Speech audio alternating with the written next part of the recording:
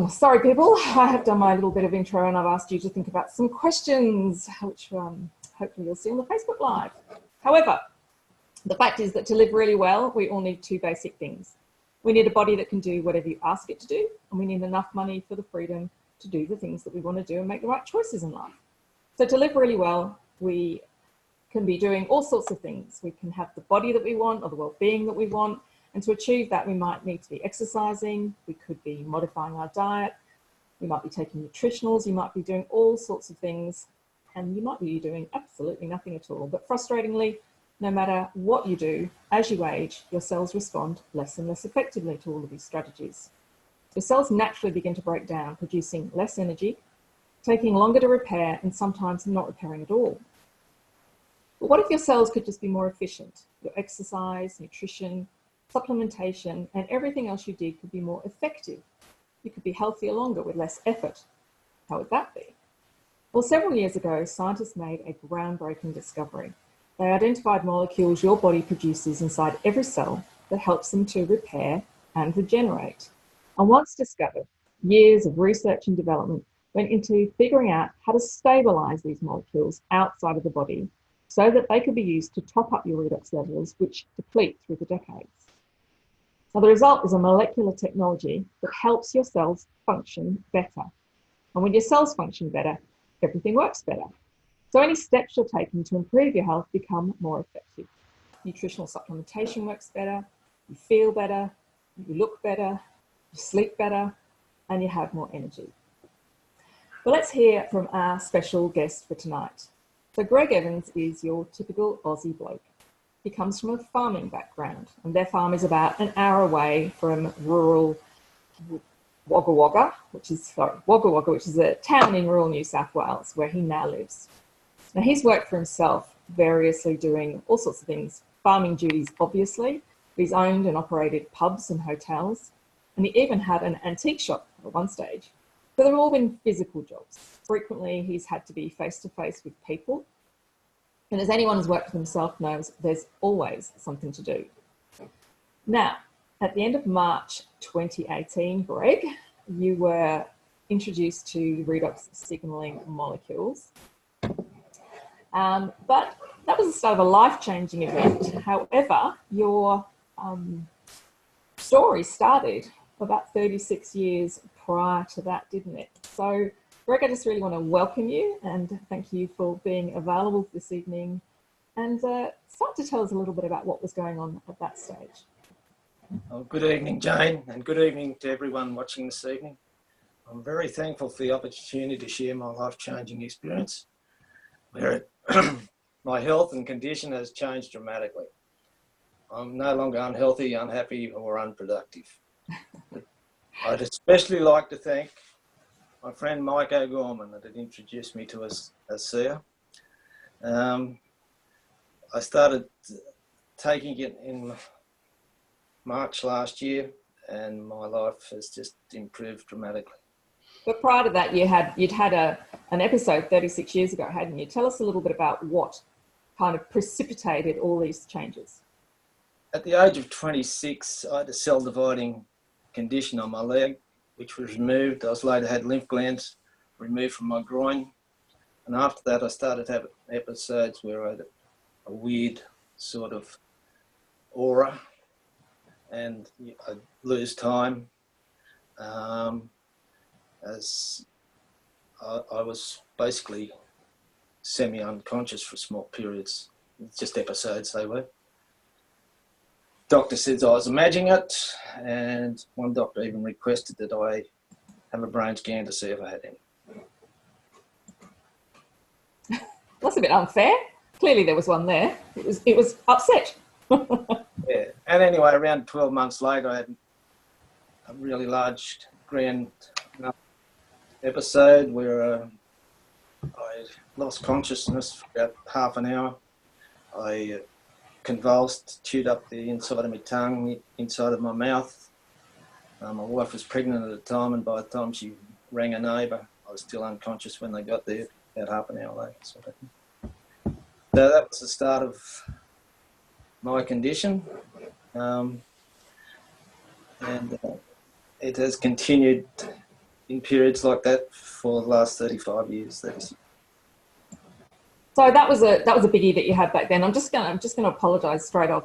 For some reason my Facebook Live in work hasn't worked. I don't know what I've done, but I apologise. It's not worked. Technology was the thing that was freaking me out about tonight, and I'm afraid it's beaten me. So there we go. Greg and I have overcome all sorts of technological challenges to be with you tonight, haven't we? Anyway, so you had a big episode going on that was a bit like, you know, the ones that they have in Hollywood, but your Hollywood episodes haven't been like that all the time, have they? Tell us a little bit more about the ones that you typically ended up living with. I typically ended up with ones where I was, the episodes where I'd be unconscious about 2 or 3 minutes. I'd wake up where I'd been sat down, and things like that. It became dangerous as well. I fell from a ladder while preparing for paint. Once I fell from the back of a truck, landed on the bitumen, snapped my Achilles tendon, needed surgery. I was bedridden for 10 weeks. And crossing a street, had an episode. When I came to, I had 2 lanes of traffic held up. I believe I took a turn and didn't have my blinkers on. So there was all this instant lack of control, sort of highlighted the dangers for both myself and others, and this placed a lot of restrictions and limitations on my life. Many of these episodes were just petite mal events, so it's like I'd get frozen and I would lose control of some muscles due to the impact of the episodes on my central nervous system. There was no forewarning. They lasted 2 to 3 minutes. I was totally unaware during the episode and slow to respond after. I was only aware of the episodes after, or due to, you know, when I woke up, come to in a certain position or a condition. My body, you know, I'd have swallowing. I was extremely tired. Yeah. And in the first instance, because I'd been to doctors for about 12 months, I was convinced, well, they convinced me there was nothing wrong with me. I was basically neurotic. That's when I had those couple of grand mal episodes that convinced me to have surgery and do something about it. Right, yeah. You had a particularly hairy driving accident, didn't you, that you were telling me about? Yeah, I was coming back from out of town and I just got into North Wagga. I remember being between 2 semi-trailers, and then I remember getting back to my business, and a young man working for me came in and said, "You've had an episode, haven't you?" And I said, "Have I?" And he took me out and showed me the front of the ute where there was a big square dent right in the middle of the bonnet. So I went back for a drive and I saw where I'd run off the road, hit a white post, and then come back on just before a bridge. So I was, as they'd say, kissed on the bum by a fairy. Yeah, so it was pretty dangerous. And that, after that period, I was encouraged, not that I needed much, to hand my licence in. Well, we thank very much the people who encouraged you, and thank you for having sense to do that. So, so you've had the first surgery, you've had this big event, you had another one in Sydney. They obviously helped you out there, but you've had these episodes that start, and how quickly did they escalate into being several a day? I mean, from what you said, they started off around 6 a day, but they went up to even 20 a day. So how quickly did it escalate to that point? Well, from what I remember, they pretty well started straight away, having the multiple ones. But because I was having them in the night, I was never sure how many I'd had. I'd bite my tongue and that in the morning because it was sore. But and I did have patterns where I might go a day or two without having any, and then some days it'd get up to 20. And that's when I was convinced. It was quite a number of years later to have further surgery in Melbourne.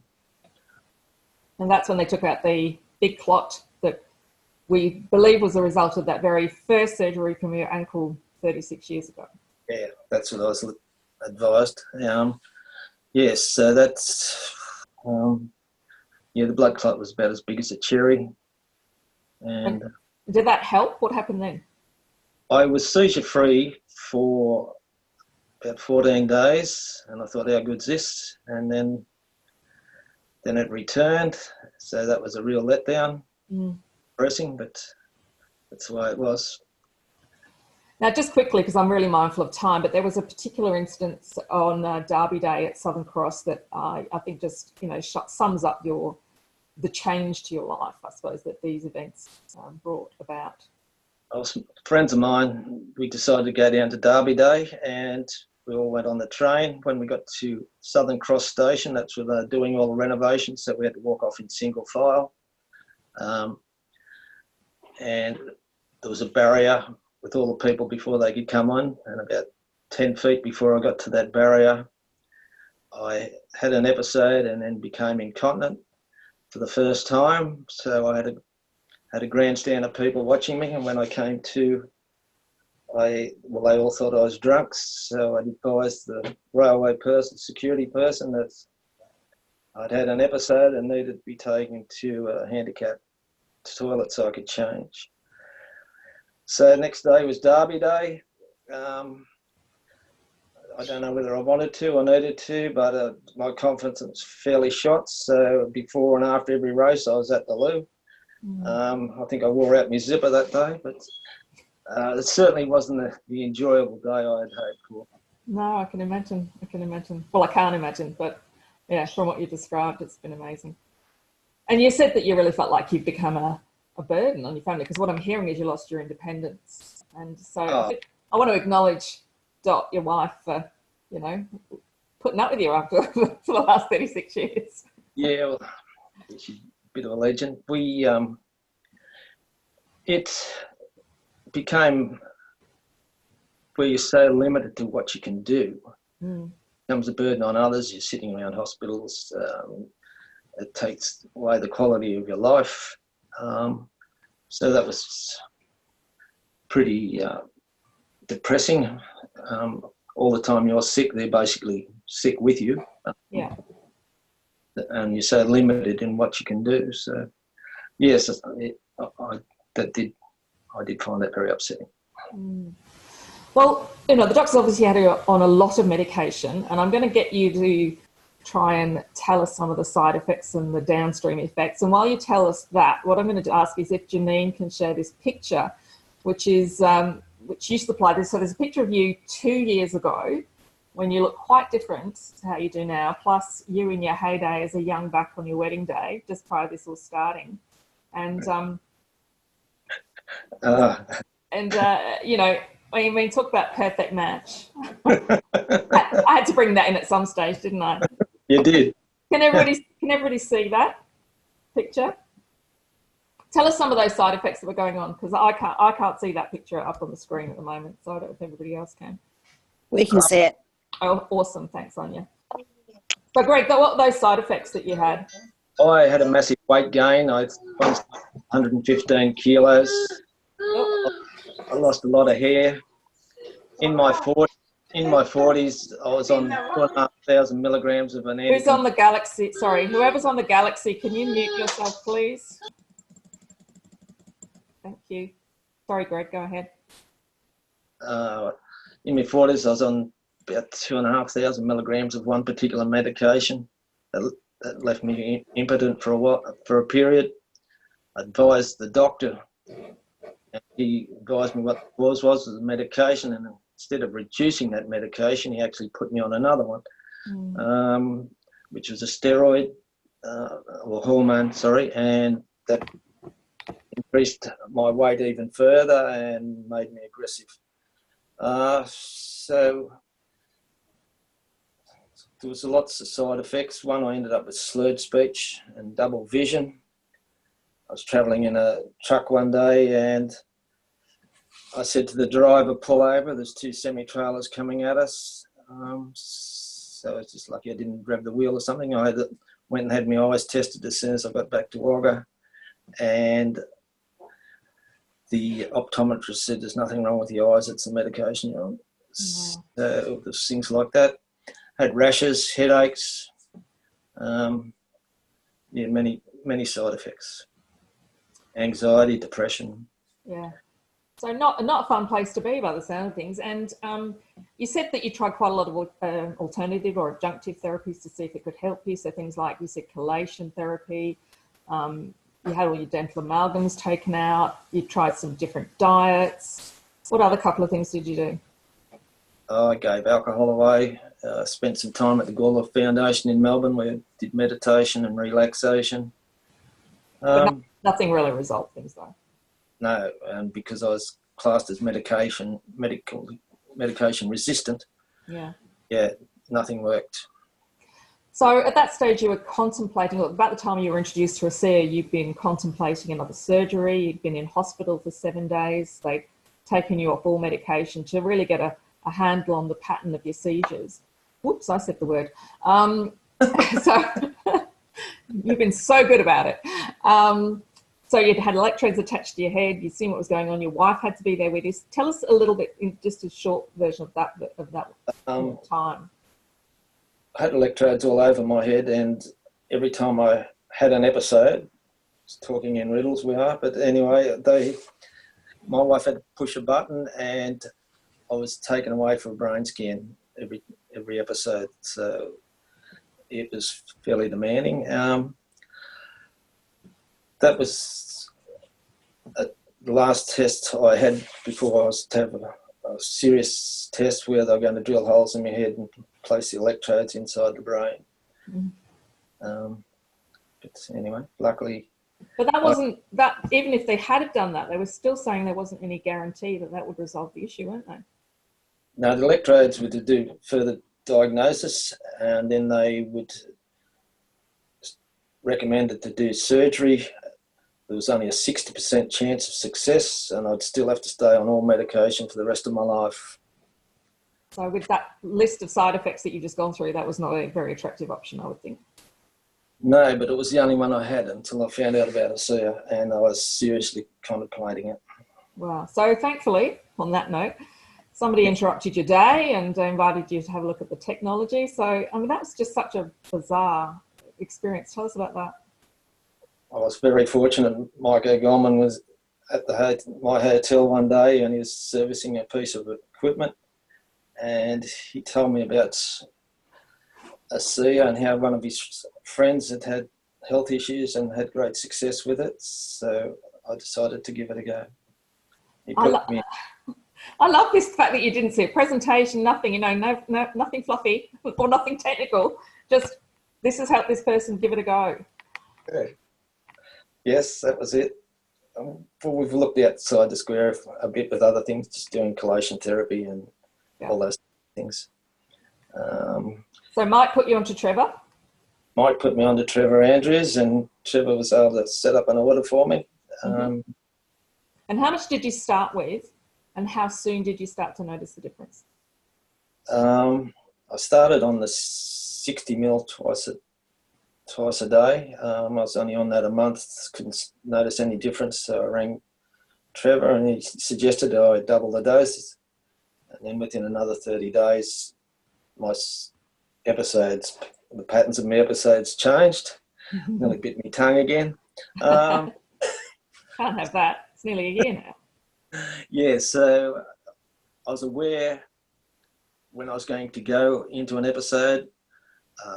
When I was in the episode, I was more aware, and when I came out of the episode, I was far more responsive. So that went on for a period, which was good. I then had to go to Melbourne, and at the hospital, the neurologist suggested I commence another medication prior to having brain surgery. Which I started on. Yep. When I went back in September last year, I had, when I'd been on the medication, I had to build up on that medication over a period of time. Yeah. New medication. I was supposed to start off with 25 mil night and morning for a fortnight. then increase it by that till I got to 150 milligrams night and morning.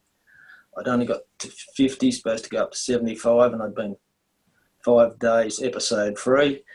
And I rang the doctors to say I had been 5 days episode free, and should I increase the medication? They said no. So I went 30 days episode free. I went back to the doctors in Melbourne in September. I took an empty bottle of a Zeeher to show the neurologist. He basically told me I was mad and wasting my money. And I would... Yeah, I just want to recap this though before you go on to this part, because you started the Zeeher at the end of March. You got put on medication in April. At the end of April, you doubled your dose of Zeeher, and you were already starting to see some changes. Yep. Then by September, you'd actually gone. You were 30 days episode free, and the doctors at this stage are putting it all down to that fabulous medication that they put you onto. But maybe the Aussie was helping work anyway, even if it was doing anything. Well, I had a fair idea because I'd already started reducing that medication from 50 milligram down to 25. And we don't recommend this at home, folks. But anyway, this is what Greg was doing. So were you using any gel at that point? No, I wasn't aware of the benefits of the gel so much. Now knowing what I do know, I would have been rubbing it into the damaged area of my brain, and other parts of the body where I'd had the lymph glands removed. I've since started rubbing it there. I've seen the benefits. Yeah, it's awesome. So we know you had all these side effects. You've been on a lot of medication over the years. Did you get any kind of detoxification symptoms when you went on the redox? Probably only a little. I didn't sleep at night, so I started taking all the 240 mil in the morning. Just more regular at the toilet and better at it. Yep. As you put it that way. Fair enough. So I didn't have a lot of side effects that were unpleasant, that's for sure. And I guess having given up the alcohol, you probably drank more water than your average bloke from the bush would do. Oh, yes. I had burners of soda water everywhere. Yeah, which is great because, that elimination increase is just the sign that your body is getting rid of the things that were in there naturally, rather than... My energy levels improved out of sight when I was having the episodes. I used to have to go to sleep during the day, so there was lost time there. Right, okay. So we go back to this neurologist who's very scathing about the potential benefits of the amazing product that you're on. And what do they say? I was very pleased that I insisted on getting a report from that appointment, and I'd like to read that to you if I can just. And I have seen this report, so I can verify that what Greg's saying is in black and white. Yes, a quote from the medical report on the 3rd of the 9th, 18. This is from the neurologist, since we last saw Greg in April, the increase in medications has made a significant difference, and his episode frequency has markedly decreased. Over the last 2 months, as he had only 2 events apart. Unfortunately, Greg attributes some of the improvement to a redox drink that he imports from the US at some expense.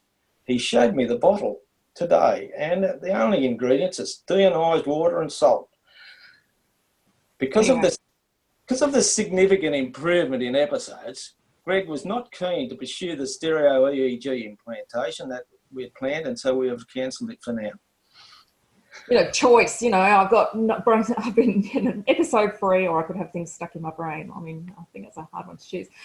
All right, so the doctors told you you'd be on medication for life and you'd always be facing this issue, but that's not the case, is it? So how many days are you now episode free and how many days are you medication free? I have been 359 days episode free, and 249 days off all medication. And not only was I just taking the anticonvulsants, I was also living on gastrostop and Panadol. Yeah. So I haven't taken anything for that period of time. That's amazing. That's amazing. Look, I want to. How's life different now? Because we are running out of time, and I'm mindful of that. But I really want to know what's life like now. Life is unbelievable to be able to have no restrictions and limitations on what you can do.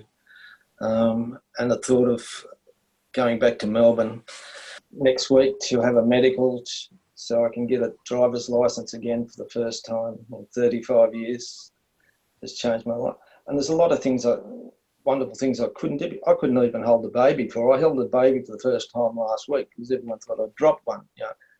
And because it was an instant reaction, the episodes, there was always that danger. So and I'll start playing sport again, started running with energy levels. I've lost 19 kilos of weight. I was always very keen on sport, and I had to give football away before I wanted to. After the first lot of brain surgery, I was playing with a helmet on, and my family weren't very fond of that. So, so there's a lot of wonderful things. Sky's the limit now. That's right. That's right. I mean, you've got your life back. You've got your independence back. And the smile on your face just says everything. And it's just so much better for the family as well. They're not deprived of time and opportunities as well. So, and you made a thing about swimming as part of the notes that you made to me. So, is that something you're looking forward to too? Yes, when I was a younger man on holidays, I saw another person have an episode where they drowned. And once I was in the water and had an episode, but I'd never do it again. So, and now I can. So those little things that we all take for granted. That is, it's so exciting. And I've heard over the years that we get paid in goosebumps. I'm not getting paid for this, but I'm having goosebumps listening to your story. It's just so phenomenal. It's certainly been life-changing for me. I'd just like to share the joy with everyone else. You just want everyone else to try the product and experience the same joy. Greg, look, I just want to say thank you so much, and I really do need to say that obviously it's important to acknowledge that Zeeher products aren't intended to diagnose, treat or cure any condition. They simply empower cellular communication and hence cellular function. I'm gonna stop the recording. I'm mindful of our time here. There's probably some now it's coming back to this screen. Drive my screen. I don't know what I'm doing here. Here we are. There you are. Thank you so much.